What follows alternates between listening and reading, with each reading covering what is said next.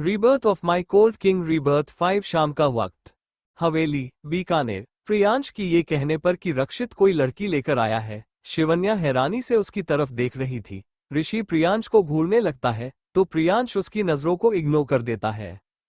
शिवन्या ऋषि की तरफ देखते हुए बोली, क्या आप प्रियांश जो कह रहा है, क्या वो सच है? मेरा मतलब, रक्षित लड़की लेकर आया है।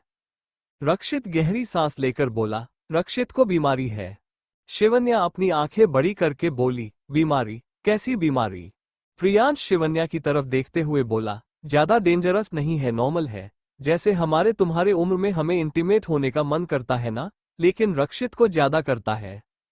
प्रियांश की बात पर शिवन्या उस पर चिल्लाते हुए बोली, ज्यादा मन करता है कहने का क्या मतलब है? नहीं, मतलब कि जिसके साथ चाहेगा उसके साथ सोएगा। प्रियांश कुर्सी से उठते हुए बोला, यार तुम चिल्लाती क्यों हो? मुझे क्यों कह रही हो? तुम्हें अगर कुछ कहना है तो जाकर अपने रक्षित को कहो ना। शिवन्या प्रियांश की बात पर मुंह बनाते हुए बोली, मैं भला क्यों कुछ कहूं? मेरा उसके साथ क्या रिश्ता है? ना मेरा पति है, ना बॉयफ्रेंड है और ना ही मेरा रिश्तेदार है। वो चाहे कुछ भी करे। ऋषि शिवन्या को देखते हुए बोला, क्या तुम्हें कोई फर्क नहीं पड़ता? शिवन्या ऋषि के सवाल पर कंफ्यूज होते हुए बोली, क्या मुझे फर्क पड़ना चाहिए? ऋषि एक गहरी सांस लेकर बोला, इसमें तुम्हारी गलती नहीं है, सब रक्षित की गलती है। शिवन्या उन दोनों को इग्नोर करते हुए बोली, मुझे भूख लग रही है, सुबह से कुछ नहीं खाया है, मैं अपने लिए कुछ बना लूंगी। इतना कहकर शिवन्या किचन की तरफ चली जाती है। शिवन्या के जाने के बाद ऋषि प्रियांश को मारते हुए बोला, घटिया आदमी, तुम इस तरीके से शिवन्या को सब कुछ क्यों बता रहे हो? अगर रक्षित लड़की लेकर आया है तो वो उसकी डिसीजन है। प्रियांश ऋषि की बात पर मुंह बनाते हुए बोला, मुझे लगा उस बैटरी को कोई फर्क पड़ेगा, लेकिन उसे तो कोई फर्क ही नहीं पड़ा, तो अब तुम्हें भला क्यों मिर्ची लग रही है? ऋषि बुरी तरीके से प्रियांश को घूरने के बाद हवेली के बैकयार्ड की तरफ चला जाता है। बैकयार्ड। दिया पूरे फार्म हाउस को घूम घूम कर देख रही थी। रक्षित आराम से सोफे पर बैठा हुआ था। दिया रक्षित की तरफ देखते हुए बोली, your farm house is very beautiful, बिल्कुल आपकी तरह। चैतन्य अंदर आते हुए बोला, और तुम्हारे पैरों की तरह। चैतन्य को वहां देखकर दिया के चेहरे का रंग उड़ जाता है। रक्षित उठते हुए चैतन्य से बोला, एंजॉय इट टुनाइट। चैतन्य रक्षित के साथ हैंडशेक करता है तो रक्षित वहां से बाहर निकल जाता है। चैतन्य ने अपने कदम दिया की तरफ बढ़ाते हुए बोला, व्हाट हैपेंड बेबी, तुम्हारे चेहरे का रंग क्यों उड़ गया है? दिया अपने कदम पीछे लेते हुए बोली, चैतन्य। चैतन्य दिया के हाथ को पकड़कर अपनी तरफ खींच लेता है और उसके कमर पर हाथ रखे अपने सीने से सटाते हुए कहता है, बहुत इस्तेमाल किया तुमने मेरा, बहुत काटा, जितना आज तक किसी ने नहीं काटा। और मैं तुम्हें एक बार फिर से अपने आप को रात के लिए सेटिस्फाई करने के लिए कह रहा हूं, तो तुम्हें मेरा नाम याद आ रहा है बेबी? दिया चैतन्य को खुद से दूर करने की कोशिश करते हुए बोली, मुझे यहां से जाने दो, जो कुछ भी हुआ उसके लिए आई एम सो सॉरी। चैतन्य तिरछी मुस्कान के साथ बोला, तुम्हें याद है जब मैं इंग्लैंड में कह रहा था, please Diya don't leave me, I will die without you. सिर्फ 1 साल हुए हैं तुम्हें मुझे छोड़े, और देखो चैतन्य रॉय क्या बन गया। दिया चैतन्य को अपने इतने पास देखकर बहुत बुरी तरीके से घबरा आ रही थी। चैतन्य दिया के हाथ को मजबूती से पकड़ उसे खींचते हुए बोला, यू नो बेबी, तुम्हारी जैसी लड़कियों के कारण आजकल लड़कों को लड़कियों के ऊपर से विश्वास उठ चुका है, क्योंकि तुम जैसी लड़कियां लड़के के दिल से नहीं उसके पैसे और जिस्म से प्यार करती है।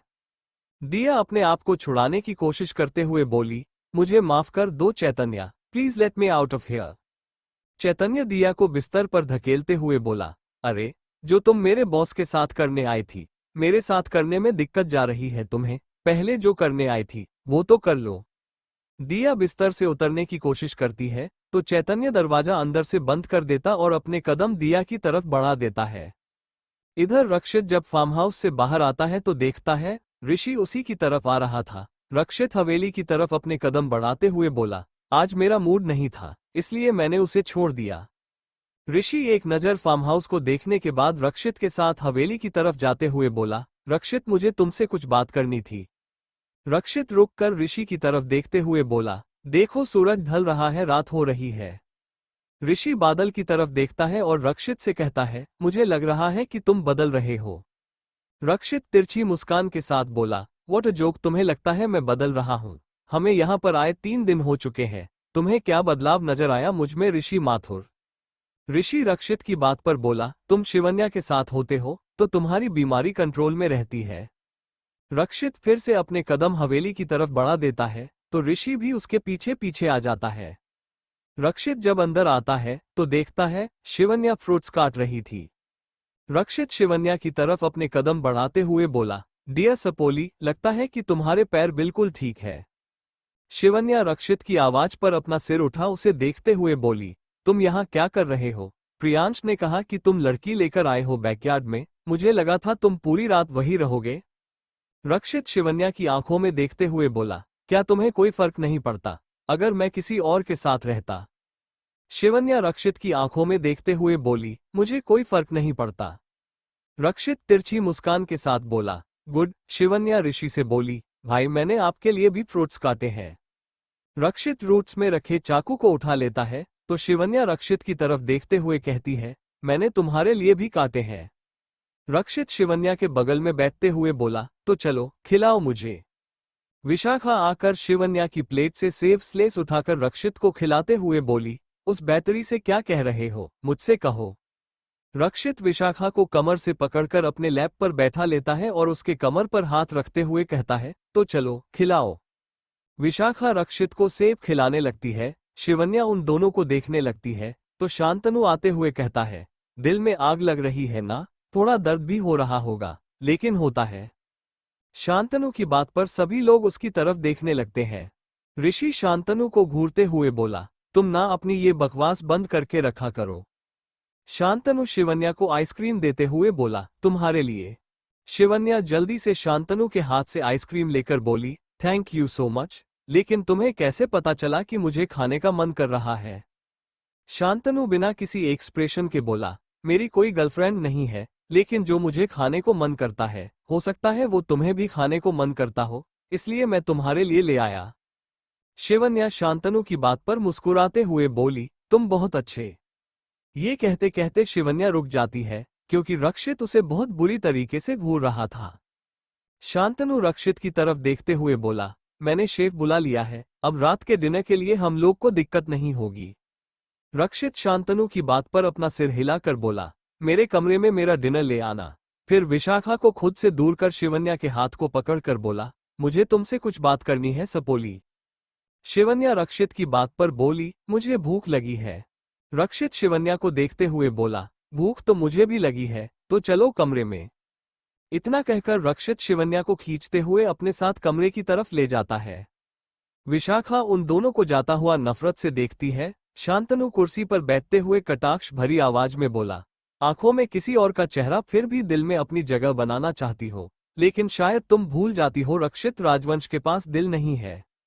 विशाखा शांतनु को घूरते हुए बोली, तुम्हें अपने आप से मतलब रखना चाहिए, किसी और के फटे में टांग मत लड़ाओ। शांतनु एक वियर्ड सी मुस्कान विशाखा को पास करता है तो विशाखा पर पटकते हुए अपने कमरे की तरफ चली जाती है। ऋषि अभी भी रक्षित के कमरे की तरफ देख रहा था। शांतनु रक्षित के कमरे को एक नजर देखने के बाद ऋषि से बोला, तुम इतना ज्यादा परेशान क्यों होते हो? ऋषि शांतनु की बात पर बोला, क्योंकि तुम दोनों का शैतानी दिमाग एक जैसा है, लेकिन मेरा वैसा नहीं है। मैं दिल से सोचता हूं, इसलिए मुझे शिवन्या की फिक्र होती है। शांतनु तिरछी मुस्कान के साथ बोला, इसका मतलब जो मेरी पार्टनर होगी उसके लिए भी तुम फिक्रमंद होगे? ऋषि अपना सिर हिलाते हुए बोला, हाँ मैं जरूर रहूंगा फिक्रमंद, क्योंकि तुम दोनों बिल्कुल एक जैसे हो, और मैं चाहूंगा कि तुम्हें जो लड़की मिले वो शिवन्या की तरह इनोसेंट ना रहे। शांतनु एप्पल खाते हुए ऋषि से बोला, डोंट वरी, वो बहुत शैतान है। ऋषि अपनी आंखें बड़ी करके बोला, क्या तुम्हें अपनी गर्लफ्रेंड मिल गई? शांतनु अपना सिर हिलाते हुए बोला, गर्लफ्रेंड नहीं मिली है, बस किसी को ऑब्सेशन बना लिया अब मैंने भी, और आई थॉट कि वो किसी और की तरफ नजरें उठाकर नहीं दिखेगी। ऋषि शांतनु को देखते हुए बोला, तुम मुझे एक बात बताओ, उस लड़की का नाम क्या है? और शांतनु ऋषि की बात को बीच में काटकर बोला, तारा शेखावत, उम्र 17 साल, नीट की तैयारी कर रही है, बहुत जल्द वो अपने लिए ट्रेनिंग सेंटर ढूंढने वाली है। ऋषि शांतनु की बात पर अपनी उंगलियों से कुछ गिनाने लगता है, जिस पर शांतनु कहता है, 7 साल छोटी है, बट हु केयर्स। शांतनु की बात पर ऋषि उसे देखते हुए बोला, तुम्हारे दिमाग में क्या चल रहा है शांतनु, क्योंकि वो बहुत ज्यादा छोटी है तुमसे। ऋषि के सवाल पर शांतनु बस एक मुस्कान देकर बात को टाल देता है। रक्षित का कमरा। रक्षित शिवन्या को कमरे में लेकर आता है और कमरे का दरवाजा अंदर से बंद कर देता है। रक्षित की ऐसा करने पर शिवन्या उसे डरी हुई नजरों से देखने लगती है। रक्षित शिवन्या के पतले कमर को देखने लगता है, जो कि उसके क्रॉप टॉप में अच्छे से दिख रहा था। रक्षित शिवन्या के पास है, उसे कमर से पकड़कर अपनी तरफ खींच लेता है, तो शिवन्या के हाथ रक्षित के कंधे पर चले जाते हैं। रक्षित शिवन्या के होठों को देखते हुए बोला, डियर सपोली, मैंने तुमसे कहा था ना, तुम किसी और के करीब नहीं जा सकती, तो तुम्हारी हिम्मत कैसे हुई शांतनु की तारीफ करने की। ये कहते हुए रक्षित की पकड़ शिवन्या के कमर पर बेहद मजबूत हो जाती है। शिवन्या रक्षित के ऐसा करने पर घबरा जाती है और जल्दी से कहती है, वो उसने मुझे आइसक्रीम दिया ना, इसीलिए मैं उसे थैंक यू कह रही थी। रक्षित अपनी आंखें छोटी करके बोला, क्या मुझे थैंक यू, और तुम काफी अच्छे हो, मैं फर्क समझ नहीं आता, या तुम मुझे बेवकूफ समझती हो। शिवन्या रक्षित के सीने पर हाथ रख उसे खुद से दूर करते हुए बोली, पहले तो दूर रहो, फिर तुम्हें जो कहना है वो कहो। रक्षित शिवन्या की दोनों हाथों को पकड़कर मोड़कर उसके कमर पर लगा देता है और उसके सीने को अपने सीने से सटाते हुए कहता है, मेरा हक है तुम पर, मैं जो चाहे वो कर सकता हूं तुम्हारे साथ। शिवन्या अपनी नीली नीली आंखों से रक्षित को देखने लगती है, तो रक्षित शिवन्या की आंखों में देखते हुए अपने दांत पीसकर कहता है, मुझे तुम्हारी ये बिल्ली जैसी आंखें बिल्कुल नहीं पसंद। रक्षित के गुस्से भरी आवाज पर शिवन्या अपना सिर नीचे कर लेती है और थोड़ी हिम्मत करके कहती है, तुम इस तरीके से मुझ पर फोर्स नहीं कर सकते, मैं क्या करूं अगर मेरी आंखें नीली है तो। रक्षित शिवन्या के दोनों हाथों को अपने एक हाथ में पीछे ही मोड़कर पकड़ लेता है और उसके सिर को बाल सहित पकड़ खींचता है, तो शिवन्या का चेहरा ऊपर हो जाता है। रक्षित शिवन्या के होठों पर अपने होठों को छूते हुए बोला, सपोली, I don't like this. Shivanya की आंखें बड़ी हो गई थी क्योंकि रक्षित और वो एक दूसरे के काफी करीब आ चुके थे, लेकिन होठों का छूना ये उन दोनों के लिए ना सही, लेकिन शिवन्या के लिए बहुत नया था।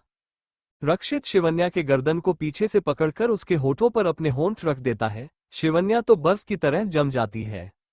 रक्षित शिवन्या के हाथों को छोड़कर उसके पतली कमर पर अपने हाथ से धीरे धीरे सहलाने लगता है, तो शिवन्या के होंठ हिलने लगते हैं। रक्षित शिवन्या को किस करते हुए धीरे धीरे बिस्तर की तरफ ले जाता है, तो उस शिवन्या के कदम खुद ब खुद पीछे चले जाते हैं।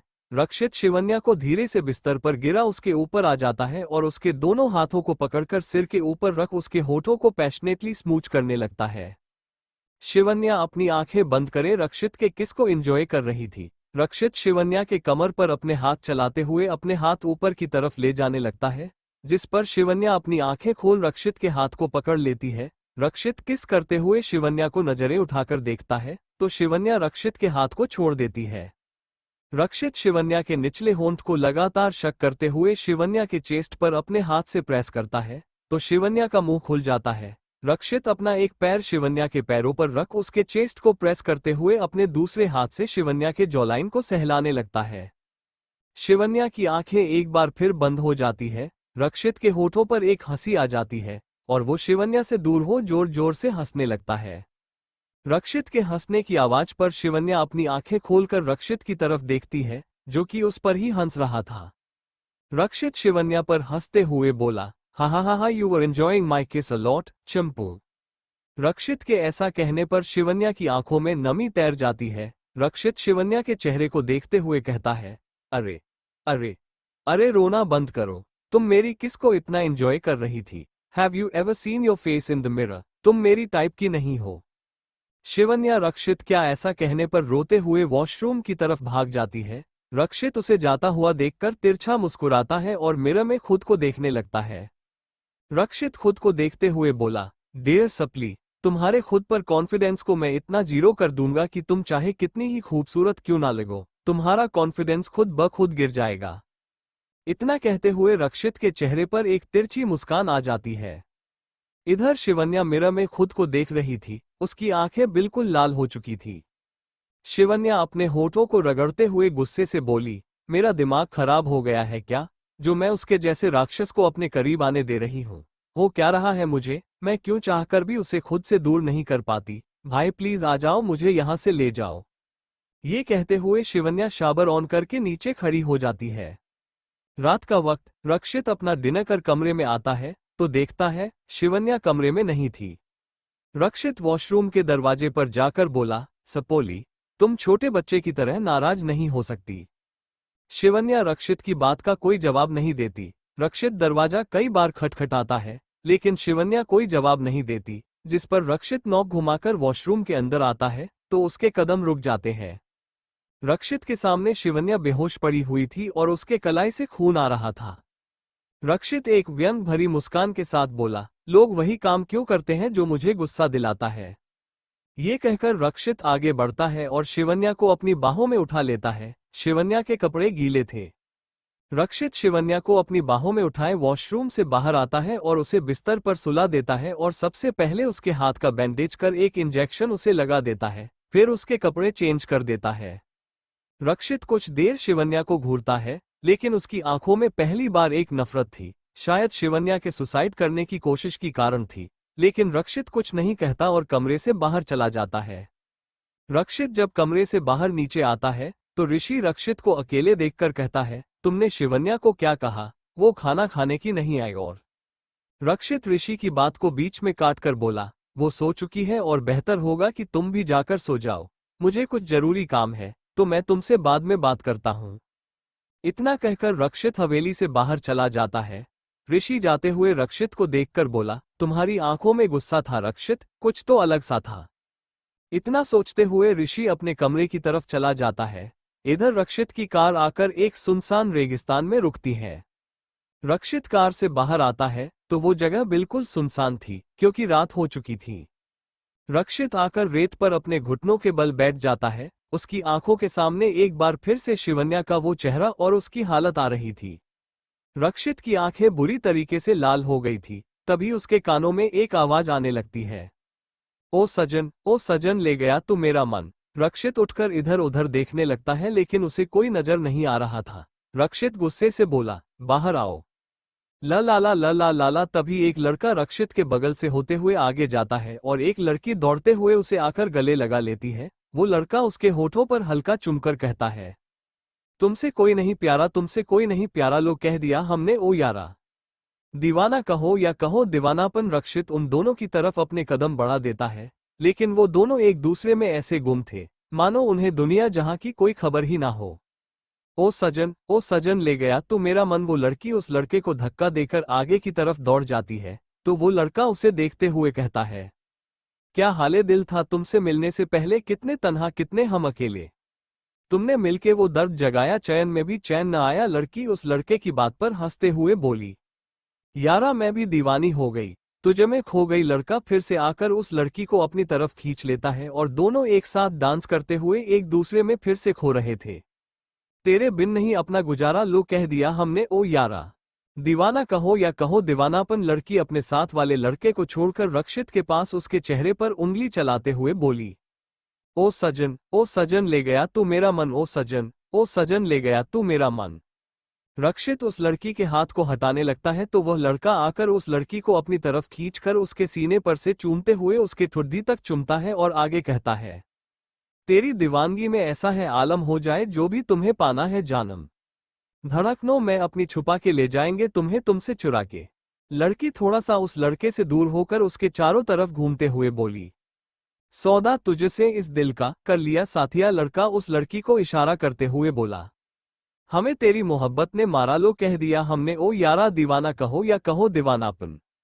वो लड़की उस लड़के को एक नजर देख अश्विन के सामने आकर बोली, ओ सजन ले गया तू मेरा मन। ओ सजन ले गया तू मेरा मन।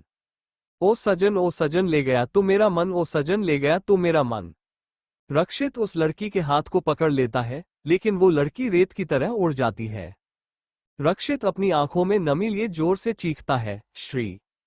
लेकिन रक्षित की आवाज सुनने वाला वहां कोई नहीं था। तभी एक बार फिर वो लड़की रक्षित के कंधे पर हाथ रखती है। रक्षित पलटकर उस लड़की को देखते हुए बोला, श्री वापस आ जाओ प्लीज। श्री प्यारी सी मुस्कान के साथ बोली, हम आ चुके हैं रक्षित, आपके पास है, बस आप हमें समझ नहीं पा रहे, लेकिन इतनी आसानी से आपको नहीं छोड़ेंगे। रक्षित श्री के हाथ को पकड़कर बोला, मुझे कोई नहीं चाहिए, मुझे तुम चाहिए हो, फिर से तुम चाहिए हो।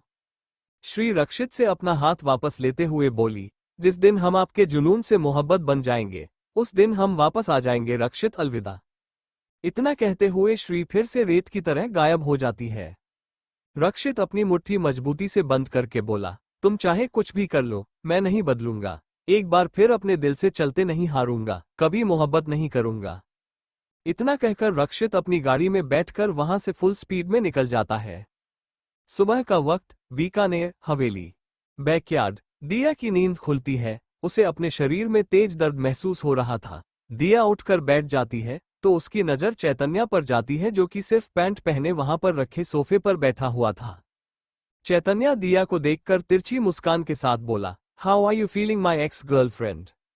दिया अपने आप को चादर से कवर करते हुए बोली, मुझे यहां से जाना है। चैतन्य हंसते हुए बोला, हाँ हाँ हाँ, और मैं भी तुम्हें यहां रखने में जरा सा भी दिलचस्प नहीं हूं, इसलिए तुम यहां से जा सकती हो। दिया अपने कपड़े उठाकर वॉशरूम में चली जाती है और कपड़े बदल कर आती है। चैतन्य तब तक अपने कपड़े पहन चुका था। चैतन्य अपना हाथ आगे बढ़ाकर बोला, चलो। दिया की आंखों में नमी तैर जाती है। चैतन्य बिना दिया की तरफ देखे बोला, चलो, मेरे पास पूरा दिन नहीं है तुम्हारे नखरे झेलने के लिए। दिया चैतन्य के हाथ को मजबूती से पकड़ रोते हुए बोली, Chaitanya please give me a chance, गलती तो सबसे होती है ना। चैतन्य दिया की बात पर कुछ नहीं कहता और उसे लेकर बैकयार्ड से बाहर आ जाता है और अपनी गाड़ी में बैठा तुरंत शेखावत हवेली के लिए निकल जाता है। रक्षित का कमरा। शिवन्या की नींद खुलती है। उसे अपने हाथ में एक तेज दर्द महसूस होता है। शिवन्या की नजर अपने हाथ पर जाती है। उसे याद आता है कि पिछली रात उसका सिर घुमा और वो सीधा नीचे गिरी और किसी नुकीली चीज से उसके हाथ में चोट आई थी। तभी रक्षित कमरे में आता है। उसके बाल मेसी थे और उसकी आंखें बिल्कुल लाल हो गई थी। शिवन्या रक्षित की तरफ देखती है। इस हालत में भी रक्षित का गुड लुक वाली पर्सनैलिटी उसका पूरा साथ दे रही थी, बल्कि वो तो और ज्यादा खूबसूरत और हॉट लग रहा था। रक्षित अपनी मुट्ठी मजबूती से बंद कर शिवन्या को घूरते हुए बोला, अगर तुम्हें मरना था तो मुझसे कहना चाहिए था, मैं एक गोली मारकर तुम्हें जान से मार देता। इस तरीके से बचकानी हरकत क्यों कर रही हो नस काट कर। शिवन्या रक्षित की बात पर कंफ्यूज हो जाती है, फिर अपने हाथ को देखते हुए कहती है, मैंने हाथ नहीं काटा था, शायद तुम्हारे शेविंग सामान में से कुछ चीज नीचे गिरा था और मेरा सिर घुमा और मैं सीधा उस पर गिर गई, इसीलिए मेरे हाथ में लग गई। रक्षित शिवन्या की बात पर बोला, तभी मैं सोचूं कि तुम अभी तक जिंदा कैसे हो। शिवन्या रक्षित को घूरते हुए बोली, मुझे एक चीज समझ नहीं आती, तुम्हें मुझसे दुश्मनी क्या है। अगर मैं जिंदा हूं तो क्या तुम्हारे घर का राशन पानी खत्म हो जा रहा है, जो तुम मुझे मरने के लिए कह रहे हो। और अगर मरना चाहिए तो तुम जैसे इंसान को जिसके पास ना दिमाग है, ना अकल, ना खूबसूरती, ना कुछ, और मुझे हर वक्त बदसूरत होने के लिए ताने मारता रहता है। लेकिन मैं बदसूरत नहीं हूं, बल्कि तुमसे भी ज्यादा खूबसूरत हूं, समझे। रक्षित अपने कदम शिवन्या की तरफ बढ़ाते हुए बोला, क्या कहा तुमने। शिवन्या रक्षित को घूरते हुए बोली, मैंने कहा कि तुम्हारे पास दिमाग नहीं है, नीली बटेर वाले कंगारू। रक्षित शिवन्या के जबड़े को मजबूती से पकड़कर बोला, अब बोलो, क्या कह रही थी। रक्षित की पकड़ शिवन्या के जबड़े पर काफी मजबूत थी, जिस कारण शिवन्या अपना जबड़ा भी नहीं मिला पा रही थी। इसलिए वो रक्षित को खुद से दूर करने लगती है, लेकिन रक्षित उसके जबड़े को बिल्कुल भी छोड़ने के मूड में नहीं था। शिवन्या आश भरी नजरों से रक्षित को देखने लगती है तो रक्षित गुस्से में शिवन्या के होठों पर बहुत जोर से बाइट कर लेता है। शिवन्या की चीख उसके गर्दन तक ही रह जाती है। शिवन्या के होठों से खून आ रहा था। रक्षित शिवन्या को खुद से दूर करके बोला, दोबारा अगर मुझसे बदतमीजी करने की कोशिश करोगी ना, तो सिर्फ अभी तो तुम्हारे होंठ काटे हैं मैंने, तुम्हारे हाथ पर भी काट दूंगा। शिवन्या छोटा सा मुंह लिए गुस्से से बोली, हाँ हाँ, क्यों नहीं, तुम्हें तो बस मेरे करीब आने के बहाने चाहिए, चाहे उसके लिए मुझे लली लुगड़ी क्यों ना कर लो। रक्षित शिवन्या को घूरते हुए बोला, नहीं, मतलब तुम्हें जैसी भी सजा दे दो, लेकिन तुम्हारी ये छुरीदार जुबान कभी बंद नहीं होगी, ठीक कहा ना। शिवन्या अपनी आंखें टिमटिमाते हुए बोली, रक्षित जी आप चाहे जो कर ले, हम आपका पीछा इतनी आसानी से नहीं छोड़ेंगे, अब हमने भी ठान लिया है। रक्षित अपनी मुट्ठी मजबूती से बंद कर वॉशरूम की तरफ चला जाता है। शिवन्या अपनी पीठ को थपथपाते हुए बोली, वेल डन शिवी, इसके जैसे कनखजूरे को सही लाइन पर लाने के लिए तुम्हें हमेशा इसे जवाब देना होगा। इतना कहते हुए शिवन्या वॉशरूम की तरफ देखती है और जल्दी से अपने कपड़े बदलकर नीचे आ जाती है। Dining table. सभी लोग डाइनिंग टेबल पर बैठे हुए थे। शिवन्या भी बिना नहाए धोए आकर खाने के लिए बैठ जाती है। ऋषि की नज़र शिवन्या के हाथ पर लगी चोट पर जाती है तो वो परेशान होते हुए कहता है, शिवन्या तुम्हें चोट कहाँ लगी, क्या तुम्हें रक्षित ने कुछ कहा? शिवन्या अपने लिए नाश्ता निकालते हुए बोली, वो कनखजूरा मुझे क्या कहेगा? ऋषि शिवन्या के गाल को देखते हुए बोला, तुम्हारे गाल पर भी हाथ के निशान है, क्या उसने तुम्हें मारा? रक्षित नीचे आते हुए बोला, हाँ क्यों नहीं, घरेलू हिंसा के जुर्म में मुझे अरेस्ट करवा लो। शिवन्या रक्षित की बात पर बोली, वैसे आइडिया तो काफी अच्छा है लेकिन तुम जैसे बड़े लोग ऐसी ऐसी छोटी केस में से जल्दी से निकल जाते हो, इसीलिए तुम्हें बड़े केस की जरूरत पड़ेगी। रक्षित शिवन्या की तरफ अपने कदम बढ़ाकर बोला, सोचो ये न्यूज़ कैसा रहेगा। रक्षित राजवंश ने किया शिवन्या सिंघल के साथ जबरदस्ती, फिर उसे मौत के घाट उतार कर दफना दिया रेतों के बीच। शिवन्या अपने दांत दिखाते हुए बोली, मैं तो बस मजाक कर रही थी, तुम्हें मेरी तरफ आने की क्या जरूरत है, जाओ अपने सीट पर बैठो।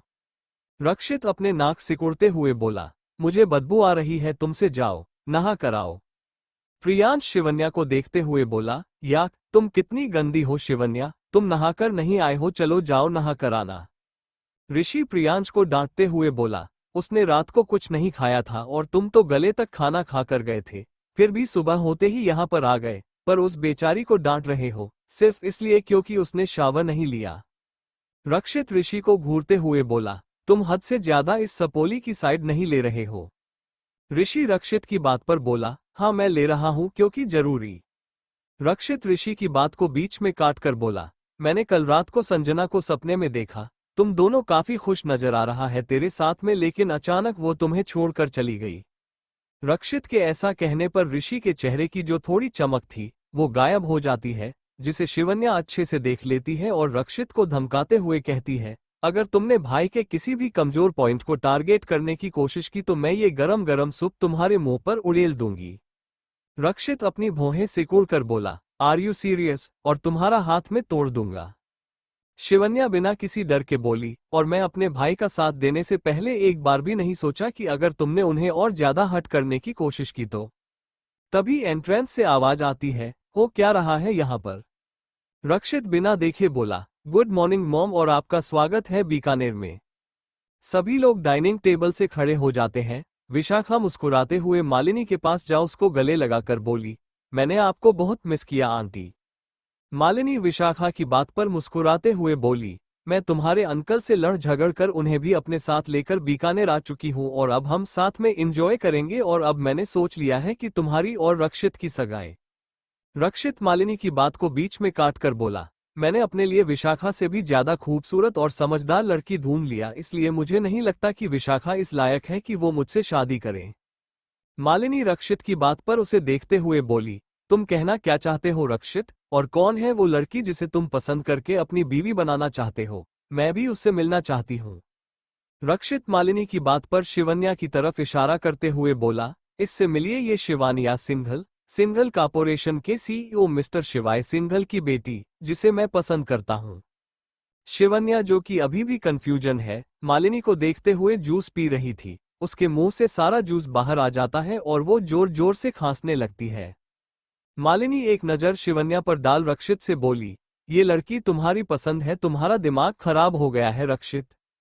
सुबह का वक्त, बीकानेर हवेली। मालिनी के ये कहने पर कि रक्षित का दिमाग खराब है, जो रक्षित शिवन्या से शादी करना चाहता है, जिसके जवाब में रक्षित विशाखा की तरफ इशारा करते हुए मालिनी से कहता है, शायद मैं अगर अपनी सपोली से शादी कर लूं तो मेरा दिमाग का संतुलन बिल्कुल ठीक है मॉम, अगर मैं आपकी पसंद इस नागिन से शादी कर लूं तो जरूर मेरी जिंदगी तबाह हो जाएगी और मेरा दिमाग खराब हो जाएगा। विशाखा रक्षित की तरफ देखते हुए बोली, रक्षित आई लव यू, इसलिए मैं तुम्हारी हर बदतमीजी बर्दाश्त कर लेती हूँ, लेकिन इसका मतलब ये नहीं है कि तुम हर वक्त मुझे इंसल्ट फील करवाते रहो। रक्षित विशाखा की बात पर बोला, बेबी मैं तुम्हें इंसल्ट फील नहीं करवा रहा, बल्कि मैं तुम्हें इंसल्ट कर रहा हूँ, बोले तो ह्यूमिलेट कर रहा हूँ। नरेंद्र अंदर आते हुए बोला, मुझे तुम्हारी पसंद बहुत पसंद आई रक्षित। रक्षित नरेंद्र की बात पर सिर्फ तिरछी मुस्कान के साथ विशाखा को देखकर आई विंक कर देता है। वही मालिनी नरेंद्र की तरफ देखते हुए थोड़ी नाराजगी से कहती है, नरेंद्र क्या तुम्हें नहीं पता, मैंने शेखर भाई साहब से वादा किया है कि विशाखा को मैं अपनी बहू बनाऊंगी। नरेंद्र मालिनी की बात पर विनीत की तरफ इशारा करते हुए बोला, विनीत है ना, उसके साथ शादी करवा दो, जुबान की जुबान भी रह जाएगी और विशाखा तुम्हारी बहू भी बन जाएगी।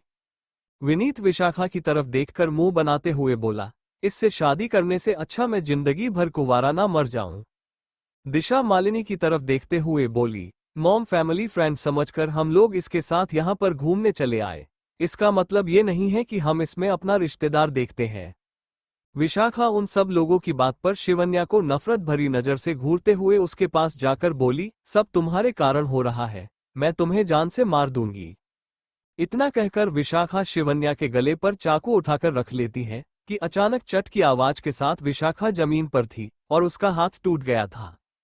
शिवन्या विशाखा की तरफ देखते हुए अजीब सा मुंह बनाकर बोली, आई नो मुझे गुस्सैल लोगों से डर लगता है, लेकिन तुम जैसे छिपकली अगर डायनासोर बनने की कोशिश करेगी तो मुझे भी तो सपोली से नागिन बनना पड़ेगा ना। मालिनी गुस्से भरी नजर से शिवानिया को घूरते हुए बोली, ए लड़की, अपनी बदतमीजी जाकर कहीं और दिखाओ, तुम रक्षित की पत्नी नहीं बनेगी। शिवन्या मालिनी को रोकते हुए बोली, you wait a minute aunty. उसके बाद विशाखा की तरफ देखते हुए अंडिस को, क्या मैंने कभी तुमसे कहा कि मैं तुम्हारे प्यारे रक्षु से शादी करना चाहती हूँ? इसके बाद मालिनी की तरफ देखते हुए आगे बोली, और क्या मैंने अभी ये कहा आंटी कि मुझे रक्षित राजवंश से शादी करने में जरा सी भी दिलचस्पी है? रक्षित शिवन्या की तरफ देखते हुए तिरछी मुस्कान के साथ बोला, वैसे सपोली सुना है तुम्हारे भाई ने अपने लिए किसी को चुना है। मेरे दोस्त कुछ ज्यादा ही हरामी है, अगर किसी को तुम्हारी होने वाली भाभी पसंद आ गई तो। शिवन्या रक्षित की बातों के अंदर छुपे धमकी को समझते हुए उसे घूरने लगती है, जिस पर रक्षित अपने दांत पीस कर कहता है, मुझे तुम्हारी ये नीली बिल्ली जैसी आंखें बिल्कुल नहीं पसंद है। शिवन्या नरेंद्र के सामने जाकर बोली, क्या आपको अभी भी यही लगता है कि मुझे आपके इस सनकी और पागल बेटे पर जरा सा भी इंटरेस्ट है? नरेंद्र शिवन्या की बात पर उसे घूरते हुए बोला, तुम्हारी हिम्मत कैसे हुई मेरे बेटे को पागल कहने की? पागल तुम हो जो उसके प्रपोजल को एक्सेप्ट करने के बजाय रिजेक्ट कर रही हो। शिवन्या नरेंद्र की बात पर एक गहरी सांस लेकर बोली, ऑल राइट, आपका बेटा मुझसे शादी करना चाहता है कॉज ही लव्स मी, लेकिन मेरा क्या, मैं तो उससे ठीक से नफरत भी नहीं करती। रक्षित शिवन्या के पास जा से कमर से पकड़ अपने पास खींचकर बोला, मेरा परफॉर्मेंस इतना अच्छा होगा ना वेडिंग नाइट के दिन कि तुम प्यार तो क्या, मेरे लिए जान भी देने को तैयार रहोगी। शिवन्या रक्षित को धक्का देकर बोली, तुम जैसे इंसान से प्यार करने के बजाय मैं मरना ज्यादा पसंद करूंगी। रक्षित विशाखा के पास जा उसे बाह से पकड़ उठाकर बोला, बेबी तुम्हें ज्यादा लग गई क्या? ओके, मेरी सपोली नहीं तुम्हें चोट पहुंचाया, इसके लिए मैं तुम्हारा इलाज करवा दूंगा। रक्षित विशाखा के हाथ को झटकते हुए गुस्से से बोली, तुम लोगों का बिल्कुल सही है, एक आकर तकलीफ देता है और दूसरा उसमें मरहम लगाने का नाटक करता है। रक्षित ऋषि की तरफ देखते हुए बोला, मुंबई जाने के लिए फ्लाइट की टिकट बुक करो और इमरजेंसी के तौर पर करना क्योंकि विशाखा दत्त मुंबई जा रही है। मालिनी रक्षित की बात को बीच में काटकर बोली, बिल्कुल नहीं, विशाखा यही रहेगी, हम लोगों के साथ रहेगी। रक्षित मालिनी को देखते हुए बोला, मॉम क्या आप चाहती हो कि मैं अपनी सगाई के वक्त एक ऐसी लड़की को अपने घर में रखूं जो कभी भी पागल की तरह किसी पर भी अटैक कर देती है? शांतनु रक्षित की बात पर बोला, इट्स ओके पार्टनर, बैकयार्ड में एक खाली स्टोर रूम है, अगर ये पागलों की तरह हरकतें करेगी तो हम वहां पर उसे ले जाकर बंद कर सकते हैं। रक्षित अपना सिर हिलाते हुए बोला, ग्रेट, तुमने बहुत अच्छा आइडिया दिया मुझे। विशाखा मालिनी की तरफ देखते हुए बोली, मुझे यहाँ नहीं रहना आंटी। मालिनी विशाखा के पास जो उसके हाथ को पकड़ लेते हैं और उसे आंखों से इशारा करती है, जिस पर विशाखा मुंह बनाते हुए कमरे की तरफ मालिनी के साथ चली जाती है। प्रियांश ऋषि के कान में धीरे से बोला, ये मालिनी नाम की नागिन इतनी आसानी से रक्षित के बात को नहीं मानेगी, जरूर कुछ तो चल रहा है उसके दिमाग में। ऋषि एक नज़र शिवन्या को देखने के बाद प्रियांश को जवाब देते हुए बोला, उन लोगों के दिमाग में चाहे जैसी भी साजिश चलती रहे, फिलहाल तो हम लोगों को ये सोचना है कि शिवन्या को कैसे बचाएं। प्रियांश ऋषि को अजीब नजरों से देखते हुए बोला, तुम रक्षित से टक्कर लेना चाहते हो? ऋषि प्रियांश को घूरते हुए बोला, मैं उसे शिवन्या से शादी करने से नहीं रोकना चाहता, लेकिन उसके दिमाग में क्या चल रहा है उसके चेहरे को देखकर अंदाजा लगाया जा सकता है, क्योंकि शिवन्या ने उससे कह दिया है कि वो उससे नफरत करती है। प्रियांश कंफ्यूज होते हुए बोला, अब हमारे दिल में जिसके लिए जो फीलिंग रहेगी हम उसे वही कहेंगे ना, चाहे वो प्यार हो या फिर नफरत, इसमें गुस्सा होने वाली कौन सी बात है? ऋषि प्रियांश के सिर पर हल्का सा मारकर बोला, इडियट, हम किसी से प्यार करते हैं तो हमारी इच्छा सबसे ज्यादा यही होती है कि सामने वाला पसंद भी हमसे उतना ही प्यार करे। प्रियांश अपने सिर को सहलाते हुए ऋषि को घूर कर बोला, तो कौन सा रक्षित उस बैटरी से प्यार करता है वो तो। ऋषि प्रियांश की बात को बीच में काट कर बोला, बकवास करना बंद करो और सोचो कि रक्षित को कैसे शिवन्या से दूर रखना है। प्रियांशी की बात पर अपने दिमाग के घोड़े दौड़ाने लगता है, लेकिन फिलहाल के लिए उसके दिमाग के घोड़े भी घास चरने गए थे। ऋषि एक नज़र प्रियांश को देखने के बाद शांतनु के पास जाकर धीरे से बोला, शांतनु मुझे पता है कि तुम हमेशा रक्षित का साथ देते हो, लेकिन। शांतनु ऋषि की बात को बीच में काटकर बोला, मैं अपने पार्टनर के खिलाफ नहीं जाऊंगा और वो जैसा करेगा मैं उसका साथ दूंगा, इसलिए मुझसे किसी भी तरीके की अपनी मुंह बोली बहन को बचाने के लिए मदद की गुंजाइश मत रखना। ऋषि शांतनु को देखते हुए मुंह बनाकर वहां से चला जाता है। नरेंद्र ऋषि की तरफ देखते हुए बोला, सिंघल परिवार को कह दो कि उनकी बेटी की शादी मेरे बेटे रक्षित राजवंश के साथ होगी और कल उनकी सगाई है। रक्षित ऋषि की तरफ देखते हुए बोला, कोई जरूरत नहीं किसी को कॉल करने की। फिर नरेंद्र से बोला, मुझे कोई ग्रैंड वेडिंग नहीं चाहिए, शादी करो और रफा दफा करो, कोई भी बाहर से मेहमान नहीं आएगा, जितने यहाँ पर हैं उतने के बीच में ही सिपोली और मेरी शादी होगी। ऋषि शिवन्या की तरफ देखता है, जिसकी आंखों में नमी छा गई थी। ऋषि रक्षित से बोला, रक्षित मुझे तुमसे कुछ बात। रक्षित ऋषि की बात को बीच में काट कर बोला, अब तो तुमसे बात तभी होगी जब तुम अपनी इसमें बोली बहन का कन्यादान करोगे। ऋषि रक्षित की बात पर बोला, मैं हमेशा से चाहता था कि अगर मेरी कोई बहन होती तो उसकी शादी तुमसे होती, लेकिन जो तुम शिवन्या के साथ कर रहे हो वो बिल्कुल सही नहीं है। रक्षित एरोगेंट आवाज में बोला, मेरी मर्जी, मैं जिसके साथ चाहे उसके साथ शादी कर सकता हूँ, और उससे भी जरूरी तुम्हारी खुद की बहन ना सही, मुंह बोली का तो मुझसे शादी कर सकते हो ना। शिवन्या बीच में डाइनिंग टेबल पर रखे प्लेट को जोर से पटक कर चिल्लाते हुए बोली, मुझे नहीं करनी किसी से शादी, मेरे सपने हैं जिन्हें पूरा करना मेरा जुनून है, और बिना मैं अपने सपने को पूरा करे किसी से शादी नहीं करूंगी। रक्षित शिवन्या की हरकतों को इग्नोर करते हुए ऋषि से बोला, पंडित जी से मुहूर्त निकलवा, अब ना कोई सगाई ना रस्में, कल सीधा शादी होगी। शिवन्या रक्षित के पास जाकर उसके कॉलर को मजबूती से पकड़ गुस्से से बोली, तुम मेरे साथ जबरदस्ती नहीं कर सकते, मेरे मॉम है, डैड है, दादू, फ्रेंड्स, मेरे भाई। रक्षित शिवन्या के बालों को पीछे से मजबूती से पकड़ उसके चेहरे को अपने चेहरे के बिल्कुल पास लाकर बोला, सपोली अगर तुम्हारे लाश पर रोने के लिए ही कोई ना बचा हो तो इतनी घमंड किस बात की रहती है। शिवन्या रक्षित से अपने बाल को छुड़ाने की कोशिश करती है, लेकिन रक्षित उसे बिल्कुल छोड़ने के मूड में नहीं था। ऋषि आगे आकर शिवन्या को रक्षित से दूर करते हुए गुस्से से कहता है, रक्षित अपनी हद भूल गए हो क्या। रक्षित एक नजर शिवन्या को घूरने के बाद बिना नाश्ता करे हवेली से बाहर की तरफ चला जाता है। रक्षित के जाने के बाद शिवन्या रोते हुए नरेंद्र की तरफ देखती है तो नरेंद्र शिवन्या के सिर पर थपथपाते हुए कहता है, रक्षित बुरा लड़का नहीं है, थोड़ा कठोर है, लेकिन समझने की कोशिश करोगी तो उसे समझ पाओगी। शिवन्या नरेंद्र की बात पर बोली, मैं क्यों उसे समझने की कोशिश करूं, वो भी तो मुझे समझने की कोशिश कर सकता है ना। आपको पता है वो हर वक्त मुझे चोट पहुंचाने की कोशिश करता रहता है। नरेंद्र शिवन्या की बात पर हल्की मुस्कान के साथ बोला, वो बचपन से ही ऐसा है, उसे अपने अलावा किसी और की तेज आवाज बर्दाश्त नहीं होती, उसे वो इंसान नहीं पसंद जो उससे आंख में आंख मिलाकर बात करता हो, इसलिए वो तुम्हारे साथ जरा सख्त है। शिवन्या नरेंद्र की बात पर बोली, जरा सख्त है, आपको पता भी है, उसके जैसा कनखजूरा मैंने अपनी पूरी जिंदगी में नहीं देखा, जो हर बात पर खटमल की तरफ खून चूसने को तैयार रहता है। नरेंद्र अपना सिर हिलाते हुए बोला, तुम बिल्कुल नहीं बदली, अभी भी बिल्कुल वैसे ही हो। शिवन्या कंफ्यूज होकर बोली, क्या आप मुझे पहले से जानते हैं। नरेंद्र शिवन्या की बातों को इग्नोर कर कमरे की तरफ चला जाता है और शिवन्या बस उसे जाता हुआ देखती रह जाती है। नरेंद्र के जाने के बाद शिवन्या ऋषि की तरफ देखते हुए बोली, प्लीज मुझे यहाँ से भगवा दो, लेकिन मुझे यहाँ नहीं रहना, मैं उस राक्षस से शादी करके मर जाऊंगी, वो मुझे जिंदा अजगर की तरह निगल जाएगा, वो भी बिना सॉस मसाला डाले। प्रियांश शिवन्या की बात पर अजीब सा मुंह बनाते हुए बोला, या तुम सुहागरात के दिन अपने आप को मसाला मिर्च से तैयार करना चाहती हो। शिवन्या प्रियांश को लात मारते हुए बोली, तुम सभी ठरकी लोगों के पास इन सब चीजों के अलावा और कोई दूसरा ऑप्शन नहीं होता है क्या, हर वक्त लड़कियों के साथ सोने के सपने देखते रहते हो। शांतनु शिवन्या की बात पर बोला, सब लोगों को एक साथ लपेटो मत, तुम्हारा होने वाला पति, ये प्रियांश और चैतन्य, बस ये तीनों है। शिवन्या शांतनु को घूरते हुए बोली, इन तीनों से तो सबसे बड़े 30 मार खान तुम नजर आते हो, और यहाँ पर शरीफ बन रहे हो।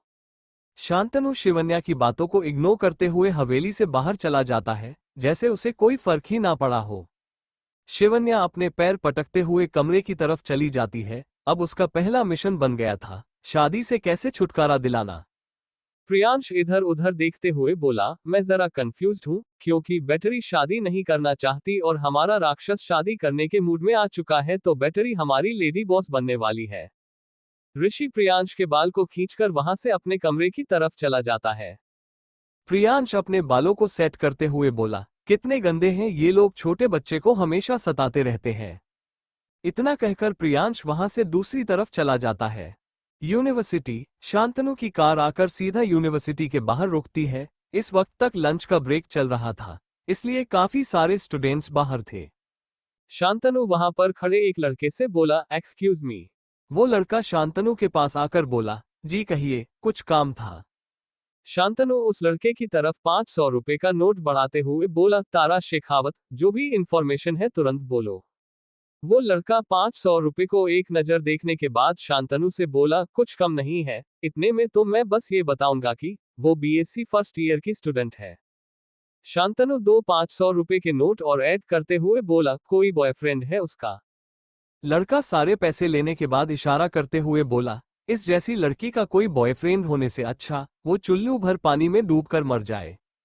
शांतनु उस लड़के के इशारा किए डायरेक्शन की तरफ देखता है, जहां पर तारा कुछ लड़के और लड़कियों के साथ बैठी हंसी ठिठोली करते हुए लोगों की टांग खींच रही थी। शांतनु अपने कदम तारा की तरफ बढ़ा देता है। एक लड़का तारा की तरफ देखते हुए बोली, वैसे तारा, तुम्हारा बॉयफ्रेंड बनाने का भी ख्याल है या फिर बस ऐसे ही। तारा उस लड़के की बात पर मुस्कुराते हुए बोली, क्यों, तुम लाइन पर आना चाहते हो क्या? वो लड़का तारा के गाल को छूते हुए बोला, तुम बहुत खूबसूरत। कि अचानक गोली चलने की आवाज आती है। जिस लड़के ने तारा के गाल को छुआ था, उस लड़के के हथेली पर गोली लगी हुई थी और बुरी तरीके से खून आ रहा था। जितने भी लोग थे सारे हैरान हो जाते हैं। तारा सामने की तरफ देखती है, जहां पर शांतनु अपने हाथ में पिस्तौल लिए आगे आ रहा था। उसकी आंखें बिल्कुल सर्द पड़ चुकी थी। तारा डरी और घबराई हुई नजर से शांतनु को देखने लगती है। शांतनु तारा के सामने आकर बोला, स्वीट हार्ट, शाम को कल मैंने जो तुम्हें समझाया था, शायद तुम्हारे दिमाग में ठीक से सेट नहीं हुआ है, इसीलिए तुम लड़कों के साथ घूम फिर रही हो। तारा शांतनु की बात पर अपने मुंह में आया सलाइवा निगलते हुए बोली, आई एम सॉरी सर, ये सारे मेरे दोस्त हैं। शांतनु तारा को कमर से पकड़ अपने पास खींचकर बोला, और मैं कौन हूँ स्वीट हार्ट? तारा शांतनु के कंधे पर हाथ रखते हुए बोली, आप मेरे बॉयफ्रेंड हो, इसीलिए मैं किसी और की तरफ नहीं देख सकती, वरना आप उसे गोली मार दोगे, जैसे अभी इस छुट्टन के हाथ पर गोली चलाया। शांतनु झुककर तारा के गाल पर किस करके बोला, गुड गर्ल, और अगर कोई पूछे तो कहना शांतनु सान्याल मेरा बॉयफ्रेंड है। तारा शांतनु की तरफ डरी हुई नजरों से देखकर जल्दी से अपना सिर हिला देती है, तो शांतनु उसे अपने एक हाथ में अपनी गोद में उठाकर उसके सारे दोस्तों को सरसरी नजर से देखने के बाद अपनी गाड़ी की तरफ ले जाता है। शाम का वक्त, मॉल। शांतनु दिन भर तारा को घुमाने के बाद आखिरकार शाम को उसे मॉल ले आया था। शांतनु तारा की तरफ ड्रेस फेंकते हुए बोला, इसे चेंज करो।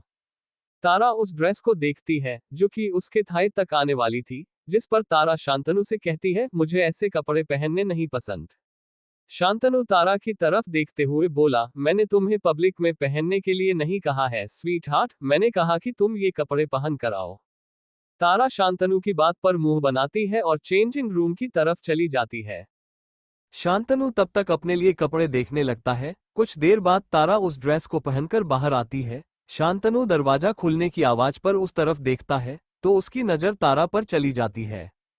शांतनु तारा के पास अपना फोन निकालकर तारा की तस्वीर खींच लेता है और कहता है, मेरी तरफ से गिफ्ट है ये तुम्हारे लिए। तारा मुंह बनाते हुए बोली, ये बिल्कुल सही है, जबरदस्ती गर्लफ्रेंड बनाना, उसके बाद में फिर जबरदस्ती गिफ्ट भी देना। शांतनु तारा को ऊपर से लेकर नीचे तक देखते हुए बोला, स्वीट हार्ट, क्या मैं हैंडसम नहीं हूँ? क्या मैं जेंटल नहीं हूँ? क्या मैं तुम्हारे साथ बदतमीजी कर रहा या फिर तुम्हारे साथ जबरदस्ती कर रहा हूँ? शांतनु की बात पर तारा उसे देखते हुए बोली, अगर आपको लगता है कि आप बहुत ज्यादा हैंडसम हो तो मेरे पीछे क्यों पड़े हो, जाकर किसी भी लड़की के साथ कमिटेड हो जाए ना। शांतनु तारा को घूरते हुए बोला, ड्रेस चेंज करके आओ, तुम्हें घर जाना चाहिए। तारा शांतनु की बात पर मुंह बनाते हुए ड्रेस चेंज करने चली जाती है और कुछ देर बाद चेंज करने के बाद आकर अपने नॉर्मल गेटअप में शांतनु के पास आ जाती है। शांतनु तारा को देखते हुए बोला, जब मैं तुम्हें फर्स्ट डेट पर लेकर जाऊंगा तुम्हारे बर्थडे के दिन, उस दिन तुम उस ड्रेस को पहनोगी।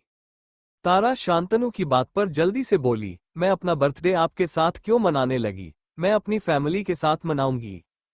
शांतनु तारा की बात पर बोला, डोंट वरी स्वीट हार्ट, तुम्हारी ग्रैंड बर्थडे सेलिब्रेशन में हम लोग भी एज अ गेस्ट इनवाइटेड होंगे, जहां पर हम दोनों की फर्स्ट किस होगी। तारा अपनी आंखें बड़ी करके बोली, आपका दिमाग खराब है, आप ऐसे बेशर्म की तरह कैसे कह सकते हैं कि आप मुझे किस करेंगे, वो भी मेरे बर्थडे के दिन। क्या आपको डर नहीं है कि मैं इस बारे में बाबा को बता दूंगी। शांतनु तारा के गाल को छूते हुए बोला, you know what sweet heart, हम लोगों से कोई भी पार्टनरशिप करने से पहले 1000 बार सोचता है, क्योंकि हमारी पार्टनरशिप में जान जाने का चांसेस बहुत ज्यादा होते हैं, इसलिए तुम्हें ज्यादा सोचने की जरूरत नहीं है। तारा शांतनु के हाथ को झटकते हुए बोली, मेरे कॉलेज आकर आगे से तमाशा करने की कोई जरूरत नहीं है। शांतनु तारा के हाथ को मजबूती से पकड़कर गुस्से से बोला, मुझे डिसरिस्पेक्ट करने की कोशिश मत करना, वरना मेरे गुस्से पर कंट्रोल बिल्कुल नहीं है। तारा शांतनु के इस तरीके से हाथ को पकड़ने पर घबरा जाती है और कुछ भी नहीं कहती। शांतनु तारा के हाथ को पकड़कर उसे लेकर कैश काउंटर की तरफ आ जाता है। कैश काउंटर पर खड़ा लड़का तारा की तरफ देखता है और बिल बनाकर शांतनु को दे देता है। शांतनु पेमेंट कर तारा के साथ उस सेक्शन से बाहर आ जाता है। बाहर आते ही उससे एक लड़की टकरा जाती है। वो लड़की अपना सिर उठाकर शांतनु की तरफ देखती है और अपनी आंखें बड़ी करके कहती है, तुम तो वही बदतमीज लड़के हो ना जो मुंबई में मुझसे टकराया था, तुम यहाँ क्या कर रहे हो। शांतनु उस लड़की को देखते हुए बोला, क्या रिश्ते में मेरी रिश्तेदार लगती हो जो मैं तुम्हें बताऊं कि मैं यहाँ क्या कर रहा हूँ, मेरा दिमाग पहले से खराब है, निकलो यहाँ से। तारा हैरानी से शांतनु के लैंग्वेज को देख रही थी, क्योंकि जो लड़की सामने खड़ी थी वो तारा से बड़ी थी, शांतनु की उम्र की और काफी खूबसूरत थी, लेकिन शांतनु को जैसे उसकी कोई इज्जत ही ना हो। वो लड़की शांतनु को उंगली दिखाते हुए बोली, कल्पना नाम है मेरा, तुम्हारी सारी काया पलट कर रख सकती हूं मैं। शांतनु कल्पना की बात पर बोला, आगे पीछे का नाम भूल चुकी हो क्या, या फिर बाप इतने हैं कि इसका सरनेम लगाओ पता ही नहीं, इसीलिए खाली कल्पना कहकर रौब दिखा रही हो। कल्पना शांतनु को मारने के लिए हाथ ऊपर करती है तो शांतनु उसके हाथ को पकड़ मोड़कर उसके कमर पर लगा उसे धक्का देते हुए कहता है, तुम्हारी इतनी औकात नहीं जो तुम शांतनु सान्याल के ऊपर हाथ उठा सको, वरना कब नींद खुलेगी और कौन से देश के बोली में नजर आओगी पता नहीं चलेगा। इतना कहकर शांतनु तारा के हाथ को पकड़कर उसे लेकर अपने साथ मॉल से बाहर की तरफ निकल जाता है। कल्पना हैरानी से शांतनु को जाता हुआ देख रही थी। कल्पना के मुंह से अचानक निकलता है, सान्याल। ये कहते हुए कल्पना की आंखों में नमी तैर जाती है और वो अपनी आंखों में आए आंसू को साफ करते हुए आगे की तरफ बढ़ जाती है। इधर बाहर शांतनु तारा को लेकर शेखावत हवेली के लिए निकल जाता है। रास्ते में तारा शांतनु की तरफ देखते हुए कहती है, अगर बाबा ने मुझसे पूछा तो मैं क्या कहूंगी। शांतनु तारा को एक नजर देख ड्राइविंग पर फोकस करते हुए बोला, कहना कि तुम अपने बॉयफ्रेंड के साथ शॉपिंग पर गई थी। तारा शांतनु की बात पर मुंह बनाते हुए बोली, अगर मैंने इतने रिलैक्स होकर बाबा से कहा कि मैं अपने बॉयफ्रेंड के साथ घूम रही थी तो वह मुझे जान से गोली मार देंगे। शांतनु तिरछी मुस्कान के साथ बोला, और उसके अगले ही पल तुम्हारे बाप की लाश को मैं रेगिस्तान के उस इलाके में ले जाकर फेंक दूंगा जहां पर सिर्फ मौत के फरिश्ते आते होंगे, इंसान नहीं। तारा हैरानी भरी नजरों से शांतनु को देखते हुए बोली, एक बात बताओ, आप सिर्फ धमकी देते हो या फिर ऐसा कर सकते हो। शांतनु तारा को देखते हुए बोला, तुम्हें क्या लगता है स्वीट हार्ट कि मैं धमकी देता हूं या फिर ऐसा कर सकता हूं। तारा कुछ सोचते हुए बोली, आपने जिस तरीके से उस लड़की से बात किया, मुझे लगता है कि आपको कोई फर्क नहीं पड़ता कि इंसान आपके बारे में क्या सोचता है, मतलब आप उन्हें मार सकते हो, लेकिन मैं अपने बाबा से बहुत प्यार करती हूँ। शांतनु तारा की बात पर बोला, प्यार तो जानवर भी अपने बच्चे से बहुत करता है स्वीट हार्ट, तो क्या शिकारी के बीच में उसे शिकार होते हुए छोड़कर भाग जाता है। तारा अपनी गर्दन नहीं में हिलाकर बोली, नहीं, बल्कि वो अपने बच्चे की हिफाजत करता है। जिस पर शांतनु तारा के सिर पर हल्का सा थपथपा कर बोला, बिल्कुल वैसे ही तुम मेरा बच्चा हो और अगर तुम्हें कोई पॉइंट करने की कोशिश करेगा तो मैं उसे जान से मार दूंगा, समझी।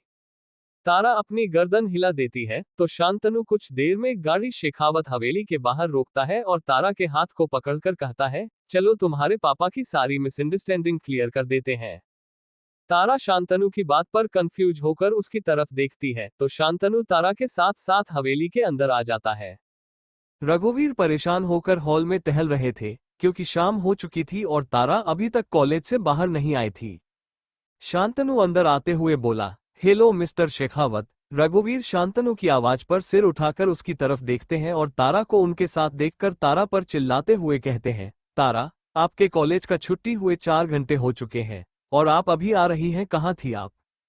शांतनु रघुवीर की तरफ देखते हुए बोला, मिस्टर शेखावत, मैंने आपको ग्रीट किया और आपने मुझे इग्नोर किया। रघुवीर शांतनु की सर्द आवाज पर बोला, I am sorry mister Sanyal, मेरी बेटी को निकले काफी वक्त हो गया था लेकिन।